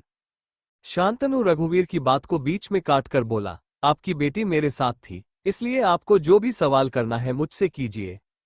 रघुवीर कंफ्यूज होकर बोले, आपके साथ थी, लेकिन क्यों? जिस पर शांतनु साफ झूठ बोलते हुए बोला, मैं आपके हवेली वाले रास्ते से गुजर रहा था, जब देखा कि आपकी बेटी को कुछ लड़के परेशान कर रहे थे तो मैंने उसकी मदद की और बदले में उससे एक फेवर मांगा कि वो मुझे पूरा बीकानेर घुमाएगी। उसने मुझे मना किया, लेकिन मैंने ही उसे फोर्स किया और वो मुझे पूरा बीकानेर घुमा रही थी। फिर आखिरी में मैंने थैंक यू के तौर पर उन्हें एक ड्रेस खरीद कर दिया है, अगर आपको अजीब लग रहा होगा तो। रघुवीर शांतनु की बात पर बीच में बोले, उसने आपकी मदद की और आपने उनकी मदद की, ये बुरा नहीं था, लेकिन हम माँ बाप हैं, हमें एक बार बताना चाहिए था। शांतनु रघुवीर की बात पर बोला, मैं आपकी बेटी की तरफ से माफी मांगता हूँ। आई एम सॉरी, मेरी गलती है, उसकी कोई गलती नहीं है। उसे कुछ मत कहिए और दोबारा ऐसी कोई गलती नहीं होगी। वेल, रक्षित आपके साथ काम करने के लिए तैयार है एंड आई होप कि आपने सारे टर्म एंड कंडीशन के फाइल रेडी कर लिए होंगे। रघुवीर शांतनु की पूरी बात सुनकर अपना सिर हिलाते हैं और स्टडी रूम की तरफ जाते हुए कहते हैं, मैं फाइल लेकर आता हूँ। इतना कहकर वो स्टडी रूम में चले जाते हैं। तारा की मां सुरेखा शांतनु से बोली, बेटा आप बैठिए, मैं आपके लिए चाय लेकर आती हूँ। शांतनु सुरेखा की बात पर बोला, जी नहीं, सिर्फ पानी ला दीजिए। सुरेखा अपना सिर हिलाती है और किचन की तरफ चली जाती है। उनके जाने के बाद शांतनु तारा से बोला, दिमाग और चेहरे के एक्सप्रेशन जब आप झूठ बोल रहे हो तो बिल्कुल मैच करने चाहिए, जिससे सामने वाले इंसान को लगे कि आप बिल्कुल सच कह रहे हो। तारा अपने कमरे की तरफ जाने वाले रास्ते पर आगे बढ़ते हुए बोली, और आप शक्ल से ही एक नंबर के फरेबी लगते हो। शांतनु तारा के कटाक्ष पर हल्का सा मुस्कुरा देता है कि रघुवीर वहां पर आ जाता है और फाइल लेकर शांतनु वहां से हवेली के लिए निकल जाता है। हवेली, रात लगभग हो चुकी थी। सभी लोग डाइनिंग टेबल पर बैठे हुए थे। रक्षित भी डाइनिंग टेबल पर आ चुका था। मालिनी रक्षित की तरफ देखते हुए बोली, रक्षित, तुमने अपना फैसला ले लिया है कि तुम शादी सिर्फ उस लड़की से करोगे। रक्षित अपना डिनर करते हुए बोला, आपको क्या लगता है? मालिनी रक्षित की बात पर उसे घूरते हुए बोली, मुझे उस लड़की के बारे में जानना है, मुझे वो बिल्कुल नहीं पसंद इसलिए। रक्षित मालिनी की बात को बीच में काटकर बोला, मॉम, आपको शिवन्या के साथ नहीं रहना, मुझे रहना है मेरी सपोली के साथ। मुझे उसके साथ अपना रूम शेयर करना है, अपनी पूरी लाइफ शेयर करनी है, इसीलिए आई डोंट थिंक कि आपको कोई फर्क पड़ना चाहिए। मालिनी रक्षित की बात पर बोली, मुझे अच्छे से पता है कि तुम्हें उसके साथ अपनी जिंदगी बांटनी है, लेकिन इसका मतलब। रक्षित एक बार फिर मालिनी की बात को बीच में काटकर बोला, मुझे इस टॉपिक पर और कोई भी एक्सक्लूज नहीं चाहिए, इसलिए बेहतर होगा कि कभी मुझसे बहस ना करें, क्योंकि मुझे बिल्कुल नहीं पसंद, ये आपको बहुत अच्छे से पता है और मेरा डिनर हो चुका है, मैं अपने कमरे में जा रहा हूँ। इतना कहकर रक्षित बिना किसी की बात सुने अपने कमरे की तरफ चला जाता है। बाकी सब लोग सिर्फ उसे जाता हुआ देखता रह जाते हैं। रक्षित जब अपने कमरे में पहुंचता है तो देखता है शिवन्या मुंह बनाकर सो चुकी थी। रक्षित शिवन्या की तरफ अपने कदम बढ़ाकर उसे पकड़कर उठा देता है तो शिवन्या नींद भरी नजरों से रक्षित को देखने लगती है। रक्षित शिवन्या के जबड़े को मजबूती से पकड़कर बोला, what do you think about me? Shivanya Rakshit को देखते हुए बोली, मुझे इतना पता है कि तुम एक राक्षस हो और मैं तुम जैसे राक्षस से कभी शादी करके अपनी जिंदगी बर्बाद नहीं करना चाहती। रक्षित शिवन्या को बिस्तर पर धकेल देता है और खुद भी अपने कपड़े उतारते हुए बिस्तर पर लेट जाता है और लाइट्स ऑफ कर शिवन्या को कसकर अपनी बाहों में भर लेता है। शिवन्या रक्षित को खुद से दूर करते हुए बोली, ये नंगा क्यों सो रहे हो, जाकर कपड़ा नहीं पहन सकते हो क्या? रक्षित शिवन्या को कसकर और गले लगाते हुए बोला, मुझे ऐसे सोने में कंफर्टेबल फील होता है सपोली, इसलिए तुम भी कंफर्टेबल होकर सो जाओ, वरना मैं तुम्हें अनकंफर्टेबल करवा दूंगा, क्योंकि कल रात को जो होने वाला है उसके बाद तुम चैन से सो नहीं पाओगी। शिवन्या रक्षित की बात पर उसे देखते हुए बोली, कल रात को क्या होने वाला है, आप लोगों ने मुझे बताया नहीं। रक्षित शिवन्या को अजीब नजरों से देखते हुए बोला, कल हमारी शादी है और रात को सुहागरात, तो तुम बताओ क्या तुम कल सो पाओगी? शिवन्या रक्षित को घूरते हुए बोली, मेरे पास आने की कोशिश भी मत करना वरना मैं तुम्हें जान से मार दूंगी। रक्षित शिवन्या के चेस्ट को दबाते हुए बोला, देखो तुम इस तरीके से मारने पीटने की बात करके मुझे एक्साइटेड कर रही हो। रक्षित की अचानक ऐसा करने पर शिवन्या की आंखें बड़ी हो जाती हैं और वो जल्दी से अपनी आंखें बंद कर रक्षित को खुद से दूर करती है और सो जाती है। रक्षित शिवन्या के एक्शन पर तिरछा मुस्कुरा देता है और खुद भी अपनी आंखें बंद कर लेता है। अगली सुबह शिवन्या की नींद खुलती है और वह नहा धोकर नीचे आ जाती है। नीचे आते ही उसकी आंखें बड़ी हो जाती है, क्योंकि हवेली के मेन हॉल के बीच में शादी के मंडप की तैयारी हो रही थी और सारे सर्वेंट इधर उधर काम में लगे हुए थे। शिवन्या इधर उधर देखते हुए खुद से बोली, क्या ये पागल आदमी सच में मुझसे शादी करना चाहता है? ये कहते हुए शिवन्या की नजर ऋषि पर जाती है, जो कि फोन पर बात करता हुआ आ रहा था। शिवन्या ऋषि के पास जाकर बोली, भाई आप ये सब कुछ हो नहीं दे रहे हो, क्या आपको अपनी बहन पर जरा सी भी दया नहीं आ रही? ऋषि एक्सक्यूज मी कहकर कॉल कट कर देता है और शिवन्या से कहता है, अगर तुम यहाँ से भागना चाहती हो तो भी रक्षित तुम्हें पकड़ लेगा, उससे बेहतर है कि तुम उससे शादी कर लो। शिवन्या ऋषि की बात पर बोली, मैं आपके उस राक्षस दोस्त से नहीं डरती, मैं नहीं करूंगी उससे शादी, मैं भाग जाऊंगी यहाँ से। ये कहते हुए शिवन्या कमरे की तरफ गुस्से में चली जाती है। शिवन्या अपने कमरे में आती है तो देखती है विनीत वहां पर बैठा हुआ था। शिवन्या विनीत को घूरते हुए बोली, क्या तुम्हें मार खाकर भी रास नहीं आए जो तुम एक बार फिर से यहाँ पर चले आए? विनीत शिवन्या की बात पर तिरछी मुस्कान के साथ बोला, तुम यहाँ से भागना चाहती हो ना, चलो मैं तुम्हारी मदद करता हूँ। सुबह का वक्त, हवेली। विनीत के ये कहने पर कि वो शिवन्या को रक्षित के आजादी दिलाने में उसकी मदद करेगा, शिवन्या उसकी तरफ देखने लगती है।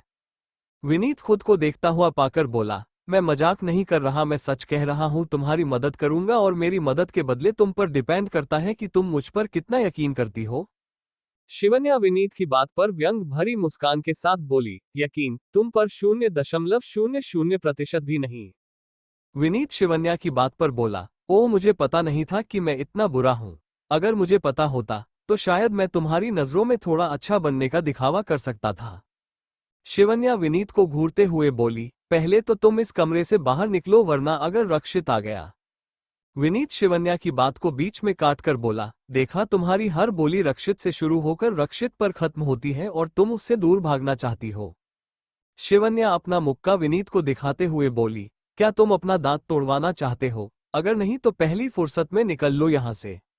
विनीत बिस्तर से उतरकर शिवन्या के सामने जाकर बोला, अगर तुम्हें लगे कि तुम सच में रक्षित राजवंश की बीवी नहीं बन सकती तो मेरे कमरे में आ जाना, मैं तुम्हें यहाँ से हमेशा के लिए आजादी दिला दूंगा। शिवन्या रक्षित की बातों को इग्नोर करते हुए जाकर बिस्तर पर बैठ जाती है। विनीत एक नज़र शिवन्या को देखने के बाद वहां से चला जाता है। शिवन्या किसी गहरी सोच में खोई हुई थी, उसे खुद नहीं पता था कि आखिर हो क्या रहा है। दोपहर के वक्त ब्यूटिशियन शिवन्या को रेडी करने के लिए कमरे में आते हैं। शिवन्या उन लोगों को देखते हुए बोली, तुम लोग यहाँ क्या कर रहे हो? ब्यूटिशियन शिवन्या की बात पर बोली, मैम आज आपकी शादी है, क्या आपको नहीं पता? बॉस ने आपको रेडी करने के लिए कहा है, प्लीज कोऑपरेट कीजिए। ब्यूटिशियन की बात पर शिवन्या आगे कुछ नहीं कहती तो एक ब्यूटिशियन उससे लहंगा और चोली लाकर दे देती है। शिवन्या उसे उठाकर वॉशरूम में चली जाती है और कुछ देर बाद पहन कर आती है। उसने एक डार्क रेड कलर का लहंगा पहना हुआ था जो कि उसके गोरे बदन पर बहुत खूबसूरत जच रहा था। शिवन्या आकर ड्रेसिंग टेबल के सामने बैठ जाती है। अभी भी उसके दिमाग में सिर्फ उधेड़बुन चल रही थी कि वो रक्षित से शादी करे या फिर वहां से भाग जाए।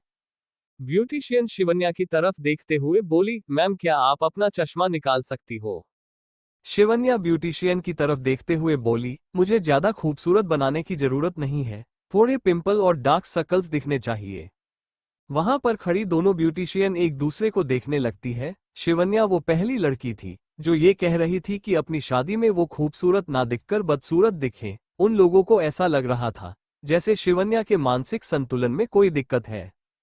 उनमें से एक ब्यूटिशियन शिवन्या से बोली, मैम आपके फेस पर पिंपल नहीं है। शिवन्या ब्यूटिशियन की बात पर बोली, आजकल तो आर्टिफिशियल पिंपल भी बनते हैं ना, तुम बना दो, क्या तुम्हें नहीं आता। शिवन्या की बात पर ब्यूटिशियन आगे कुछ भी नहीं कहती और धीरे धीरे शिवन्या की मेकअप करने लगती है। 2 घंटे के मेकअप के बाद शिवन्या पूरी तरीके से रेडी थी। ब्यूटिशियन ने शिवन्या के कहने पर भी कुछ नहीं किया था क्योंकि उन्हें पहले से ही ऑर्डर दिए गए थे कि शिवन्या को खूबसूरती से तैयार करना है। शिवन्या मिरर में खुद को देखने के बाद ब्यूटिशियन को घूर कर देखती है, जिस पर ब्यूटिशियन कहती है, सॉरी मैम, हमें पहले से ऑर्डर दिए गए थे कि आपको अच्छे से तैयार करना है। शिवन्या ब्यूटिशियन की बात का कोई जवाब नहीं देती। ब्यूटिशियन शिवन्या को पूरे लहंगे में रेडी कर अच्छे से ड्रेसअप करती है और वहां से चली जाती है। शिवन्या को वहां बैठे बैठे काफी वक्त हो गया था, लेकिन अभी तक उससे मिलने कोई नहीं आया था। शिवन्या टाइम की तरफ देखती है, जिसमें दोपहर के 3 बजे बज रहे थे। शिवन्या टाइम देखते हुए एक गहरी सांस लेती है और कमरे से बाहर निकल सीधा विनीत के कमरे में आ जाती है, तो देखती है विनीत शेरवानी पहनकर रेडी खड़ा हुआ था।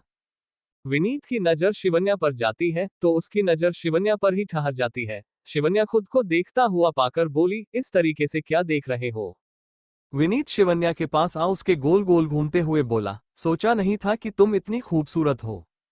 शिवन्या विनीत को घूरते हुए बोली, अपनी बकवास करना बंद करो। विनीत तिरछी मुस्कान के साथ बोला, तुम यहाँ पर आए हो, इसका मतलब ये है कि तुम्हें मेरा प्रपोजल एक्सेप्ट है। शिवन्या विनीत की बात पर अपना सिर हिलाकर बोली, हाँ, मुझे तुम्हारे भाई से शादी करने में कोई दिलचस्पी नहीं है, मुझे यहाँ से जाना है।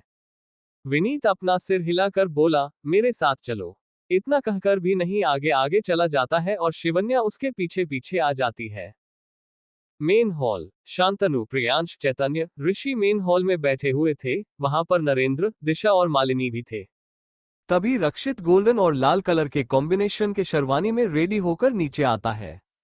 रक्षित ऋषि की तरफ देखता है, तब तक पंडित जी भी आ चुके थे। रक्षित सीधा जाकर मंडप में बैठ जाता है।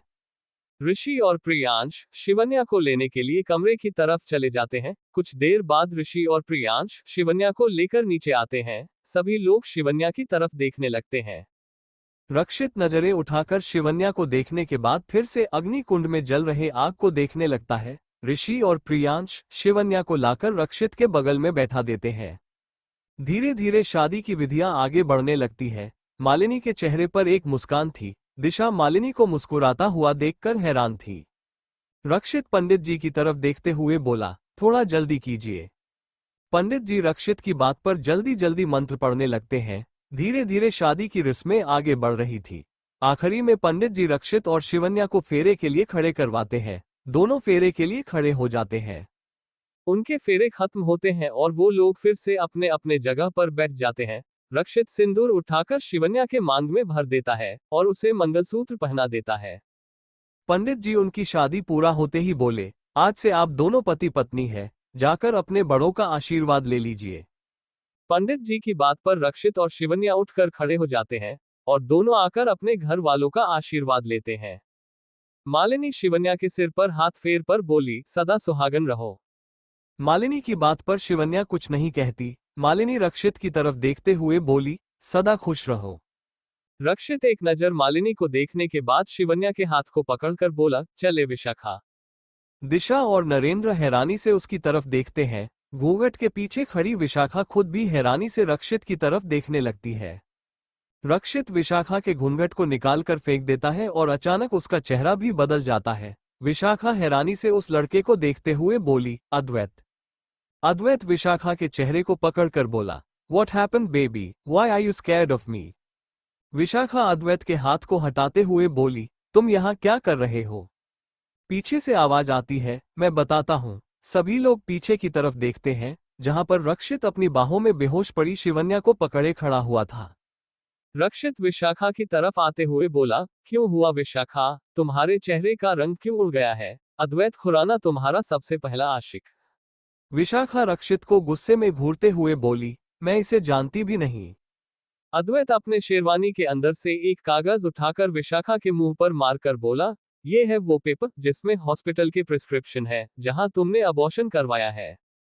विशाखा का चेहरा पीला पड़ जाता है। ऋषि रक्षित के पास आकर बोला, शिवन्या को क्या हुआ है?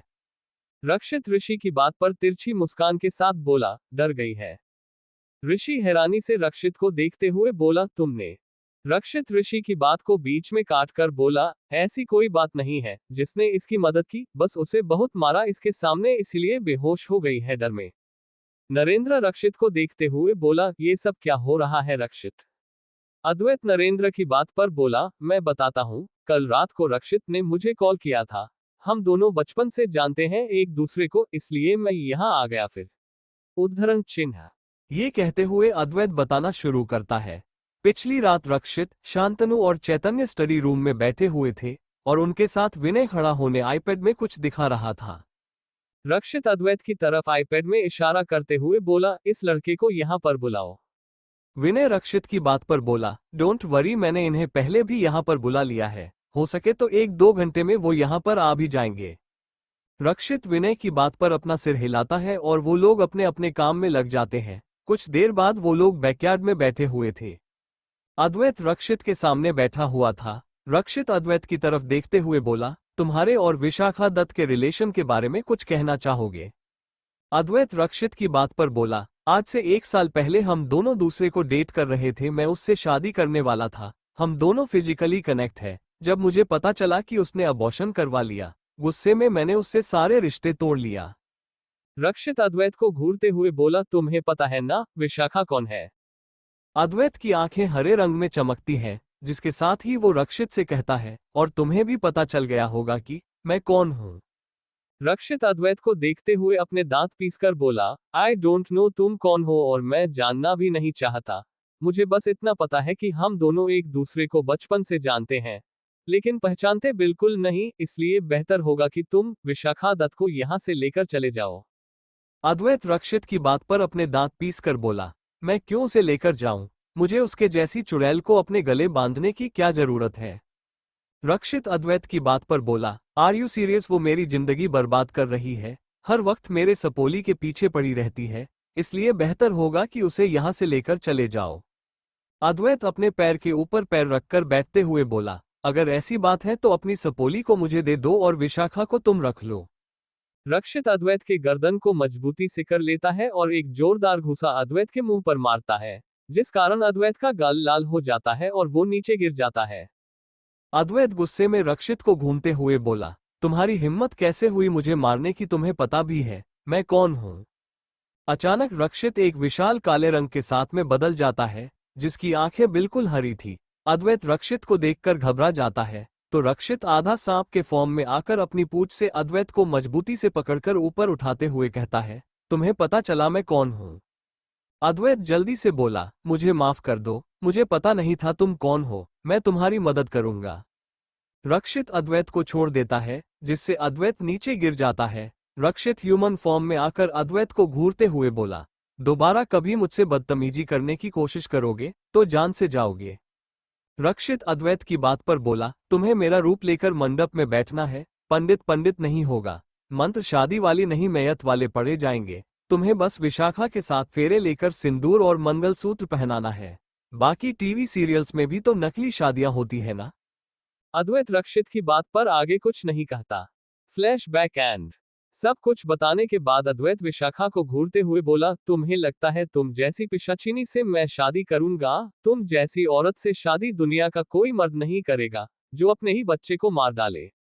विशाखा अद्वैत को घूरते हुए बोली, तुम यहाँ से चले जाओ, वरना मैं तुम्हें जान से मार दूंगी। नरेंद्र विशाखा को देखते हुए बोले, वो अकेला नहीं जाएगा, तुम भी उसके साथ जाओगी यहाँ से? निकल जाओ मेरे घर से, तुम जैसी घटिया लड़की की दोबारा शक्ल भी नहीं देखना चाहता मैं। विशाखा नफरत भरी नजर से रक्षित और अद्वैत को देखने के बाद वहां से चली जाती है। अद्वैत रक्षित की गोद में सो रही शिवन्या को देखता है, जिसके गाल लाल हो गए थे और उसका चेहरा पीला पड़ गया था। रक्षित अद्वैत को घूरते हुए बोला, कल की मार भूल गए क्या? मेरी सपोली को देखना बंद करो। मालिनी रक्षित के सामने जा एम्बेरसमेंट में बोली, मुझे माफ कर दो बेटा, मुझे पता नहीं था कि। रक्षित मालिनी की बात को बीच में काटकर बोला, फालतू चीजों के बारे में बात करके मैं अपना दिमाग नहीं खराब करना चाहता, मैं अपनी बीवी को लेकर जा रहा हूँ। नरेंद्र रक्षित की बात पर बोले, लेकिन शादी तो हुई नहीं तो फिर बीवी। रक्षित नरेंद्र की बात सुनकर बोला, डैड पूरी दुनिया में और भी पंडित हैं, शादी करने के लिए मंदिर है, मैंने अपनी सपोली से वहीं पर शादी कर ली। नरेंद्र रक्षित की बात पर एक और सवाल करते हुए बोला, लेकिन तुमने ये सब तमाशा किया क्यों? रक्षित नरेंद्र की बात पर बोला, मुझे बेहतर तरीके से पता था कि मेरी सपोली इतनी आसानी से तो मानने वाली है नहीं, इसीलिए मैंने अपने ही रूम में सीसीटीवी फुटेज लगाया था और फिर उसके ऊपर नजर रख रहा था। जब मैंने देखा कि मेरा सो कॉल्ड भाई विनीत वहां पर आया हुआ था और स्पीकर लगे होने के कारण मुझे उन दोनों की बातें अच्छे से सुनाई दे रही थी। रक्षित की बात पर नरेंद्र उसे देखते हुए बोले, और उन दोनों के बीच में क्या बातें हो रही थी, क्या तुम जरा बता सकते हो इस बारे में? रक्षित व्यंग भरी मुस्कान के साथ बोला, रक्षित के चंगुल से उसकी सपोली को लेकर जाना मुमकिन ही नहीं नामुमकिन है, क्योंकि मैं उसे उससे भी ज्यादा बेहतर तरीके से जानता हूं। मेरी सपोली को भगाना चाहता था वो। मालिनी रक्षित की तरफ देखते हुए बोली, कहाँ है विनीत? रक्षित मालिनी के चेहरे के एक्सप्रेशन को देखते हुए बोला, जिंदा है, हॉस्पिटल के बेड पर है, आपको ज्यादा घबराने की जरूरत नहीं है। ऋषि रक्षित की तरफ देखते हुए बोला, शिवन्या को कुछ मत कहना, वो तुमसे घबरा रही थी इसीलिए शायद। रक्षित ऋषि की बात को बीच में काटकर बोला, अब वो तुम्हारी सिर्फ बहन नहीं है, मेरी बीवी है, मुझे बेहतर तरीके से पता है कि इस जैसी बेलगाम घोड़ियों को कैसे काबू में किया जाता है। इतना कहकर रक्षित शिवन्या को अपनी बाहों में उठाए कमरे की तरफ ले जाता है। शांतनु रक्षित के जाने के बाद तिरछी मुस्कान के साथ बोला, अब तो उसकी सपोली को रक्षित नाम के राक्षस से बचाने वाला कोई नहीं है। I want to hear her screams and sobs, उनकी फर्स्ट नाइट वाली। ऋषि शांतनु को घूरते हुए बोला, तुम अपना मुंह बंद करके रखो, ऐसा कुछ नहीं होगा। Thank you for listening. मुझे उम्मीद है आपको यह स्टोरी पसंद आई होगी। अगर आपको पसंद आई है तो प्लीज लाइक और कमेंट करना ना भूलें और मोर स्टोरीज के लिए सब्सक्राइब करें। मिलते हैं नेक्स्ट वीडियो में।